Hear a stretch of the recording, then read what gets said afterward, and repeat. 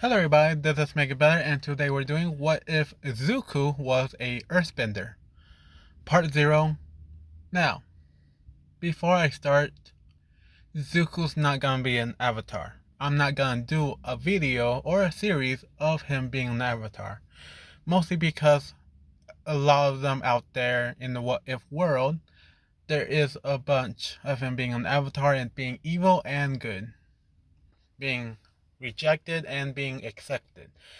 And, well, I don't think I have the mindset high enough for such a thing. With that said, this will be part 0. Kind of. Yep, in part 0, just to give it some fairness. With that said, let's get into it. Now, Zuku, we are in a hospital room of Inko giving birth of a child. This boy crying in the new world. The doctor holds him up and saying it's a boy. The mother, Inko, as well as the father, Itachi, Mr. Midoriya, are holding their child. And with tra- uh, a lot of joy, happiness, and some fear. After this small moment, Inko passed out. After the long, hourly pain of child labor.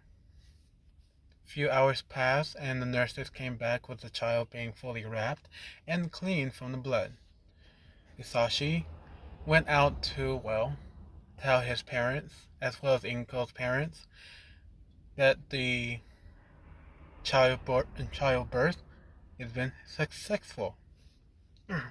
Big words are hard for me. Remember that. Anyway, Inko is the first. She finally wakes up to see her child and asks the nurse that's nearby if she can hold him. And they do. She's holding him as he's sleeping to the moment that Izuku, that is his name, wakes up. And to Inko's surprise, Izuku's eyes are gray, almost white. And the nurse had to sadly inform Inko that her child is blind. And Inko is saddened by this, knowing that that will be a very hard thing to go through, but very determined to give him a childhood that he deserves. Now, where they are at right now, they're not in Japan. Actually, Inko is from Japan, and, Isashi is a bit tanner. He's more from the he's from Egypt, but not from the actual town that's near the pyramids. He lives in a smaller town that just barely have a hospital. He actually works there as one of the doctors. In Inko, it was one of the nurses. They don't have a lot of money because of the small town, but in that small town, they're technically the richest technically. Now, just for you to know. So, Mr. Midoriya, or Dr. Midoriya, is always in the hospital and working, making sure his family is, well, very well off. Now, the reason I say this is because it's very interesting. A few months has passed, and Inko has finally been able to take Zuko home into their very crib, his room, and, she's becoming a mother, stay-at-home mother for a few months or years. She has not decided on which she is gonna do. But by this moment, she feels an earthquake, and everybody in town starts to feel this very earthquake, rumbling, very dangerous, to even walk out in the roads. It had lasted for a full hour and a half. Inko was holding on to Zuku as he was just getting rocked back and forth, as well sleeping under a table. As this was going on, other parts in the world have experienced the same thing. One that was close to the ocean near Japan. Another over in the highest mountain, Everest. In another spot that's close to a volcano. As this was going on,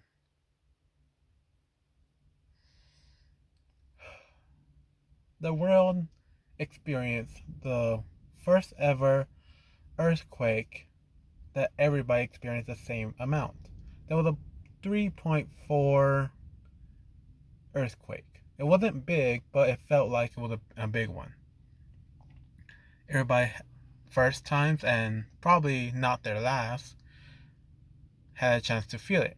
Now, few years passed and there was, a few months passed and there were some sightings from solar lights, Google Earth, and people taking pictures and videos of certain islands coming around that's appearing out of nowhere.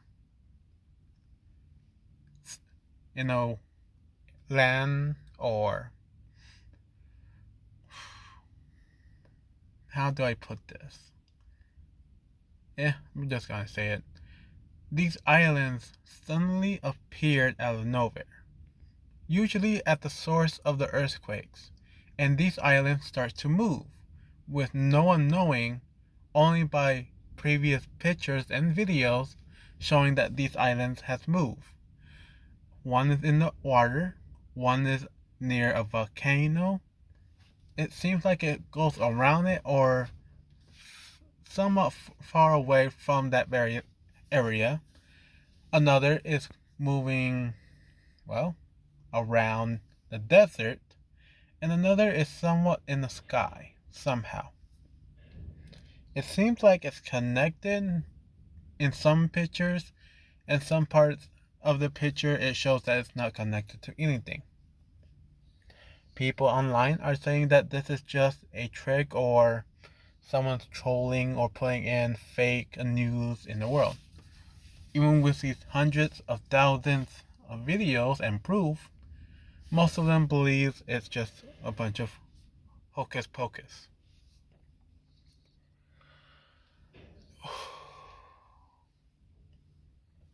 Now Zuku.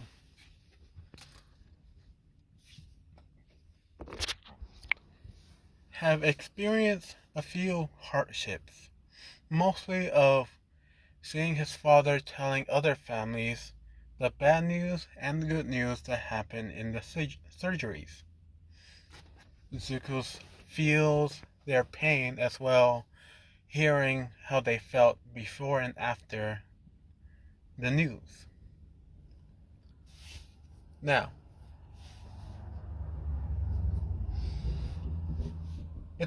he's at the age of 4, as many others. And by this point, Zuko and his family are celebrating his birthday. And they inform him, as well he knows, that his quirks should be appearing by now up until the next year. So he's waiting, and waiting, and waiting, up until a point where they had to go to a quirk doctor on his fifth birthday. And for Zuko's heartbreak, as well as Inko's sadness, Zuko is given another burden to take in. He is born quirkless. As many people are known, 30% in the world are quirkless, as this doctor say, and sadly this child is one of them. And by the notes, it shows that he is never gonna have a quirk, ever. Sorry kid, but you're not gonna be a hero anytime soon. As the doctor leaves, Zuko's kind of crying and tearing up, and he looks over to his mother and asks if he can ever be a hero after they already left the hospital room and went to their house. As Zuko's watching a pro hero video on one of the TVs. And Inko says, "I'm sorry, so sorry, but you can still be a hero in the hospital.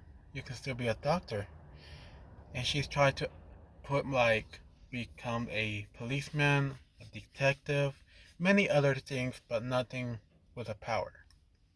Which Zuko has to take in and give up being a hero. Few months pass. Sashi, I'm just assuming his name is Sashi, I don't know. Inko and Zuko decide to go and travel from their home town that's about 2 or 3 miles away from the nearest pyramids. And instead of taking a car, they decide to take a camel. Zuko was on his own, Isashi was on his own, as Inko was on her own. And they were in a line, with Zuko in the middle. They have shade, cooler, waters, and many more falling behind them just for this experience. And Zuko enjoys being in the desert. It's something that they did not understand. Since a young boy, he loved playing in the sand, no matter what or no matter how hot it was. And in the desert, it's burning.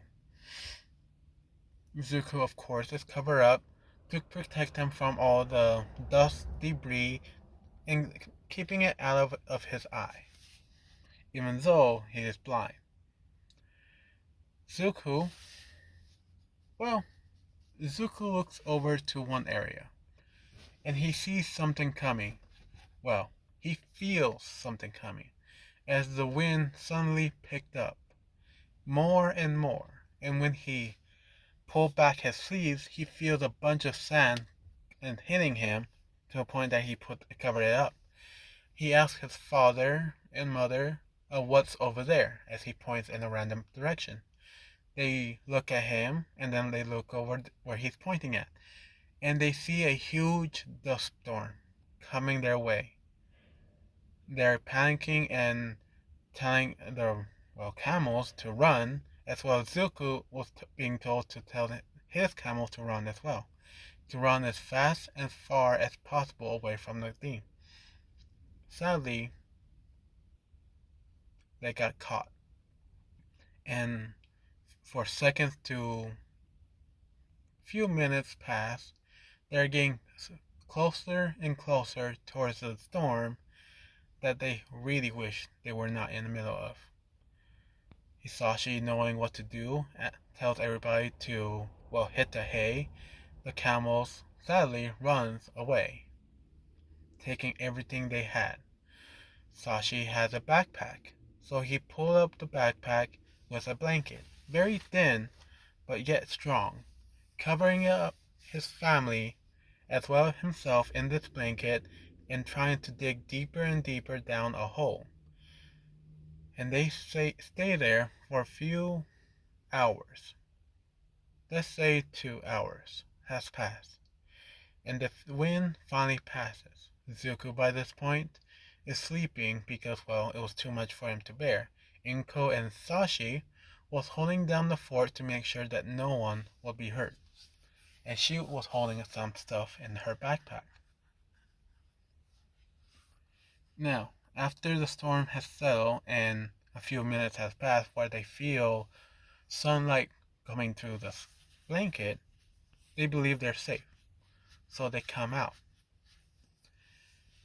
By this point, Hisashi wakes up Zuko and tells him that we're almost there, so would you like to go back or keep going to the pyramids?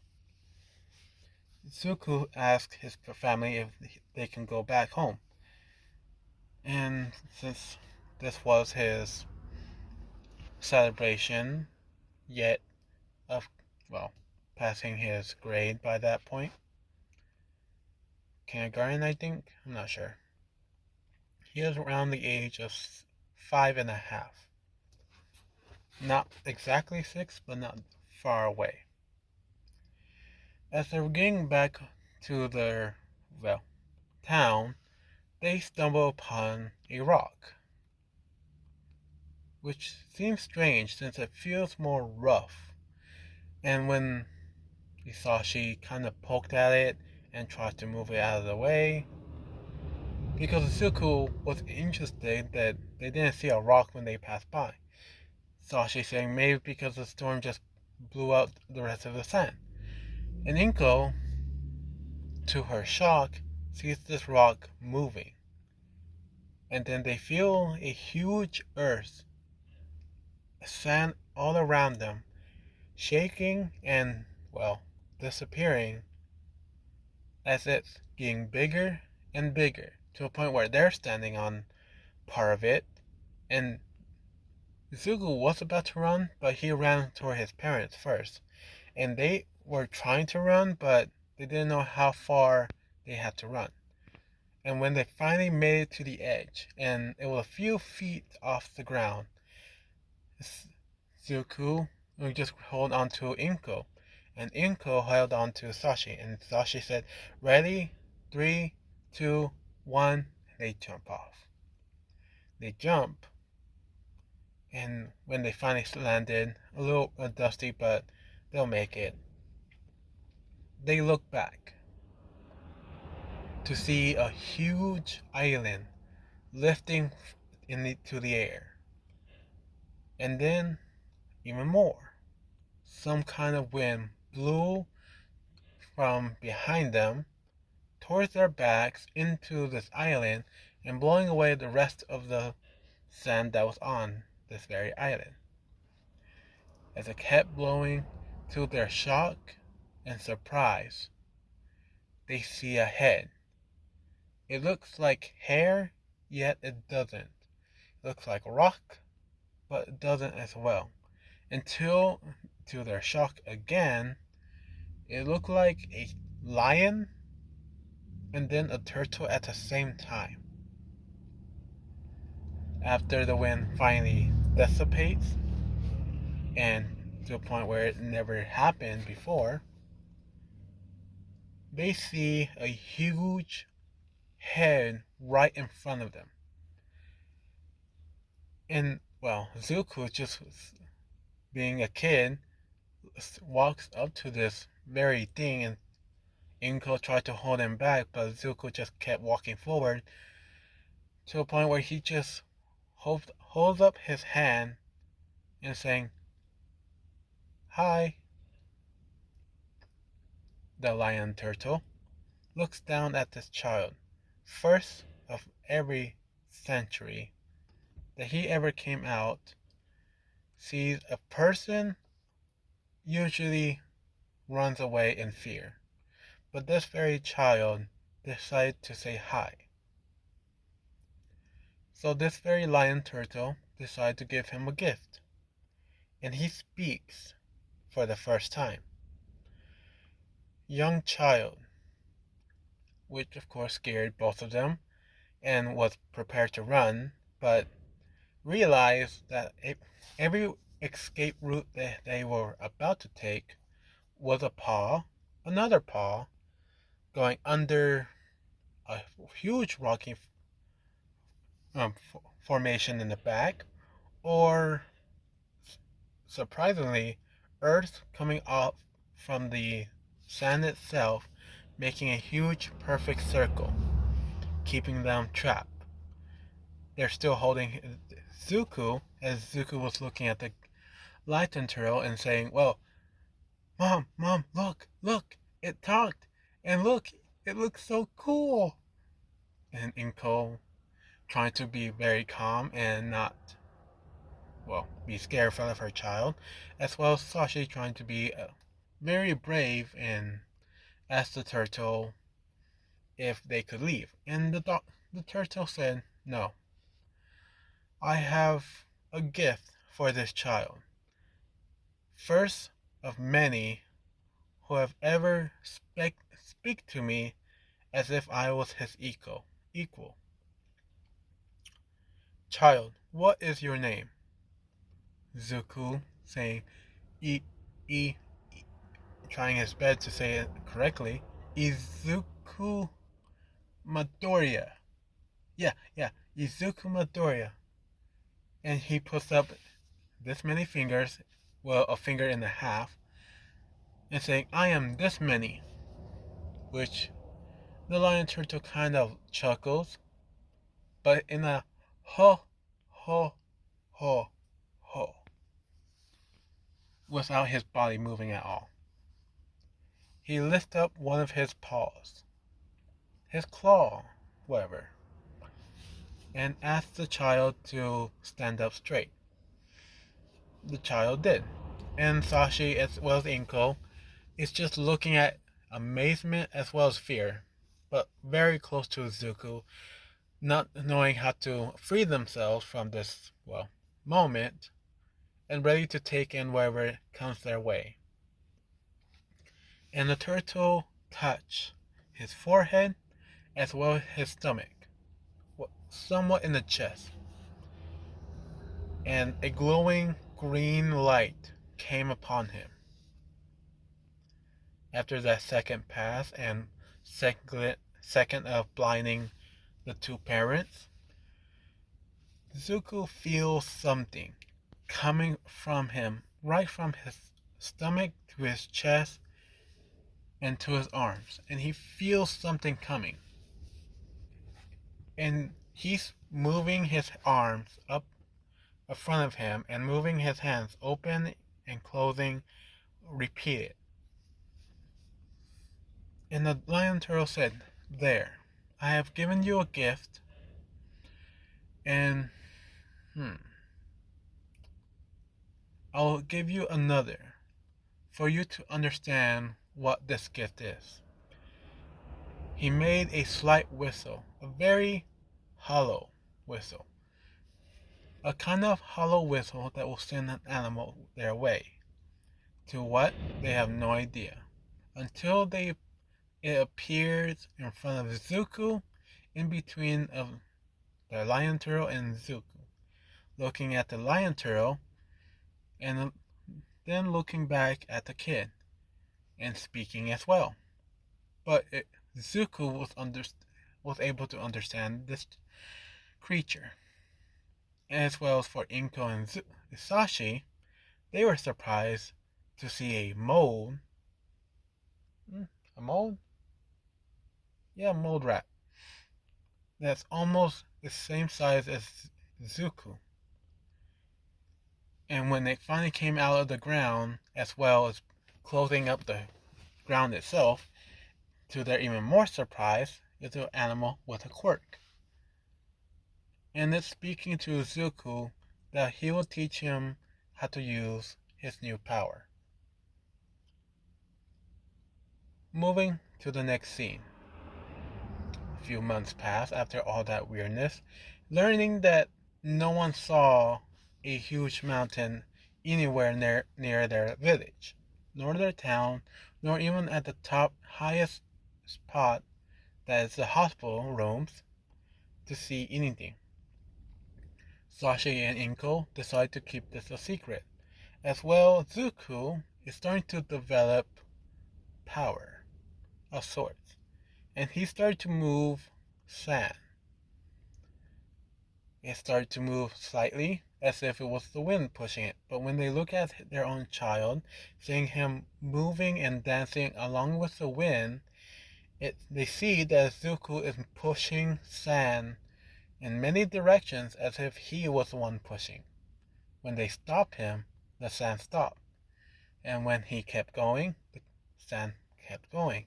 To their shock and surprise, again, they see Zuku sandbending. Now, moving to another scene. Up in the mountains.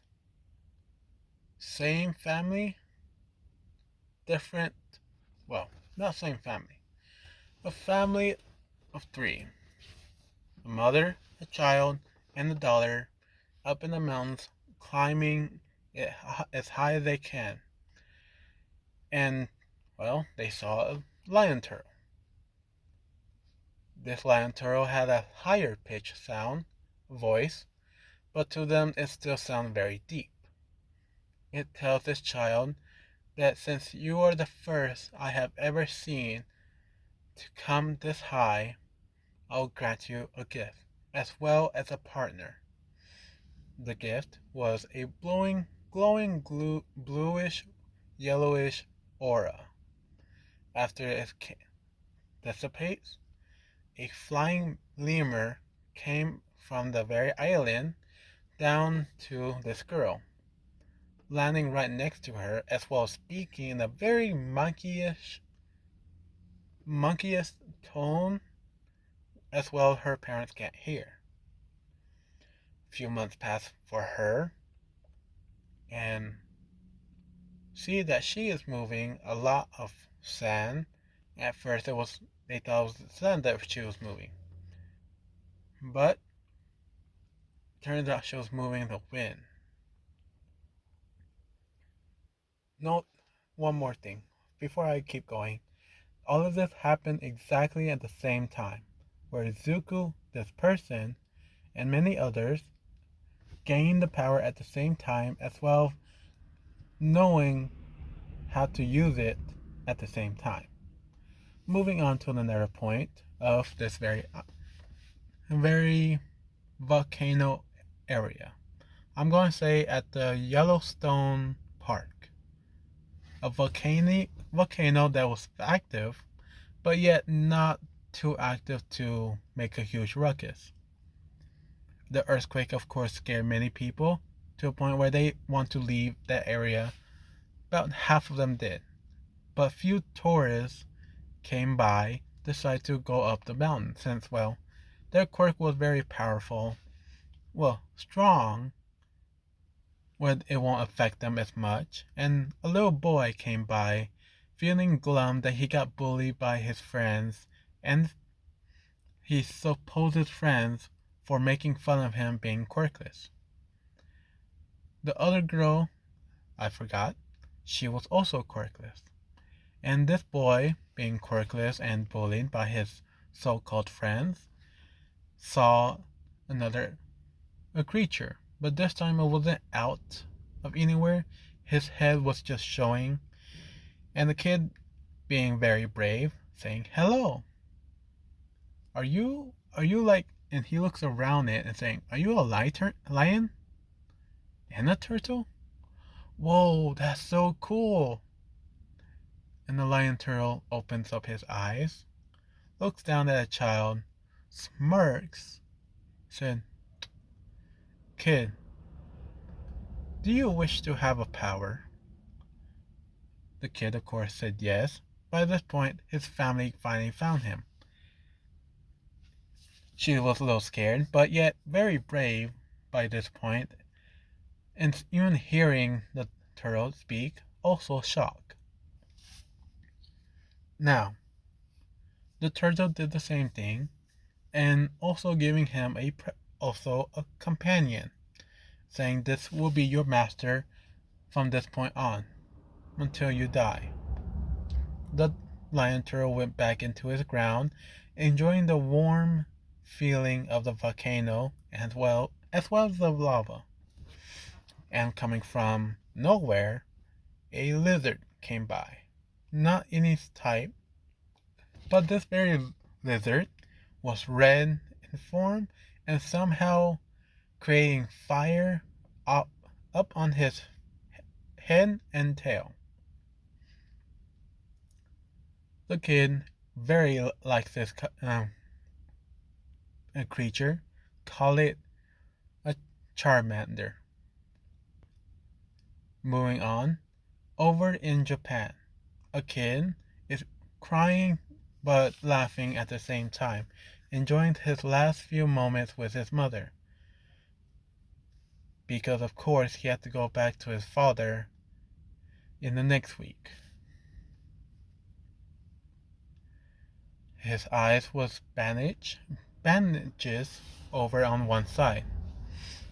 And he was looking at his mom and looking out in the sea until something was starting to come up from the waters, and then more to a point where it's a huge rock. The kid tells his mother, but his mother tells him to watch it, but don't get any closer. As he does, as his mother went out to get some drinks that was nearby. But this kid decides to get closer and closer, and he learns how to swim, but he's not that far in. And well, this item was a lion turtle, having his mouth open and telling this kid, "You're very brave to being this close to the water, yet not afraid of me. Why is that?" And the kid said, "Well, why should I be afraid of you? You didn't do anything bad, right?" And this lion turtle thinks, he feels like this kid has gone through a lot, and deciding to give him his power as well. Giving this kid a power after raising up his paw, and by this moment his mother sees this, and through a huge glacier of ice, much as she can, but the lion turtle stopped this. It stopped right behind this kid. The lion turtle gave him the power, and also saying that he will be given another partner, of a brother of sorts, or even a pet. But mind you, this pet of yours will be your equal as well as your master from this point on. As the lion turtle turns around and starts swimming into the ocean.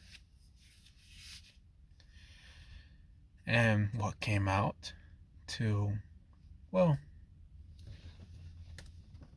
the mother's surprise was a snake, but a very light blue, icy, cold snake. To her surprise, it was still able to move around, being cold to the touch. But for the kid, he loved this feeling. He was the first to have this power as well as have a quirk. But when his quirk started to show signs of being lower and lower, weaker and weaker, even the doctors don't know or understand how this kid was able to lose his quirk. The father decided to divorce with the mother, as well as having the kid be over on her side forever, not caring for anything. The kid is not happy nor sad about this, but with his friend, Aru, I haven't given a name yet. Anyway, and to his mother's surprise, sees that he is moving the water around him as if it was just like a snake. A coil around him, and then making a huge splash at the top.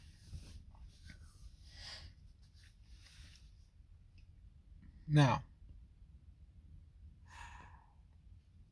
moving back to Zuku. After 2 years of training and learning as much as he can, he is at the age of 7.5, almost 8. By this point, they got too accustomed of Zuku and his mold rat in their living room. And Zuku somehow shown that he's able to see almost on everything. As well, they give him quiz on where everything is at, yet not knowing what's the color or pictures on it. Now, one day, there was another sandstorm. Yes, there's a lot, but only happens every 2 or 3 years. The village covered everything up to make sure they survive this one, but this one is lasting longer. Almost as if something is coming. They do not know what nor when it will stop. But when it finally did, everything settles in an instant. And to everybody's surprise, as they finally get out of their houses, cleaning the dust that was collected everywhere, they look back, seeing a shadow. And this shadow is very big. And when they look to the source of the shadow, they see a massive, huge temple that was nowhere close to them, but yet very, very big, almost as big as Egypt's pyramids, but yet when they get closer and closer, it moves to a point where no one is able to get closer to it. Some heroes came by, hear of the stories, but when they look around, they don't see it, as if only the village is able to see this very castle. And when Zuku feels it, he starts to get curious. Few days, weeks goes by after everybody had their attempt and fail. Zuku was out and about playing with some kids in the town. A little hard, but a little surprising at the same time of him playing with the other kids. When the kids decide to play hide and seek and a small trick, telling him to go over there as they go over here and hide. Zuko of course complies, but when he tries to find them, they all lie and say that no one's there, making fun of him multiple times. Zuko's of course getting mad and a little bit angry, tearing up, starting to run home. But instead of going home, since he knows his mother's not there, since she went back to work, he decided to go out in the desert. By this point, he was very brave and knows how to go around and come back home in perfect time. But he wasn't going anywhere, as well as his mole rat was mostly leading him to an area. Into this area, you may say, was the entrance of this very castle. The mole rat made a small hole where he, as well as Zuko, can fit through. After closing it up, the mole rat made a trail down and further, where it felt cold. And Zuko felt this, but as well followed the mole rat all the way to a door. He feels it and asks, "What's this?" And the mole rat responds with, "It's the door to the library." As Zuko opens it, feels a gush of cold and moldy papers coming to him. He felt sick for a moment, but yet went on with his day. He went through, and then, well, something came by him, cutting a small hairline on his cheek. Some blood coming through, and he felt that liquid. And he looked around, asking who was that? Who did that? And the owl says, "I am the protector of this library. How did you come upon this very temple? Answer me now or perish." As he have his head turning right, left, and fully upside down. And Zuko said, I'm sorry.